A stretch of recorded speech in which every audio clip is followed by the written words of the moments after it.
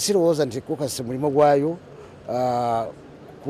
kugendayo ne musalamu tugende tuwoleze ono tumusaving nedda kubanga waliwo reports nyingi ezigenze mu kokasi ate kokasi nesalawo nti abantu abogerwako balina okutekinga responsibility balina okupanishingwa. Njagala okunenya ababaka parliament naddala b'NRM abo abatatunulira nti parliament yeetaaga okwetengerera ne tufuna position ne bagenda bageneratinga position endala mu parliament y'omunaana kyalabibwako nga buli tubatuuka ku nsonga nga babayita entebe bagenda okudda wano ng'ebirowoozo birala.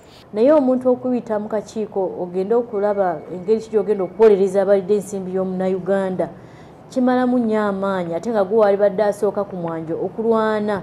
These are members of Public Accounts Committee. So for us, no amount of usage of the principle of divide and rule will push us. Report eno tujja kugitundulira singa tusangamu abantu nti bali bakola bubi ne bali enguzi tetujja kubasonyiwa nubwo baba bali ba NRM oba ba kibiina ki tuteekwa kubakwata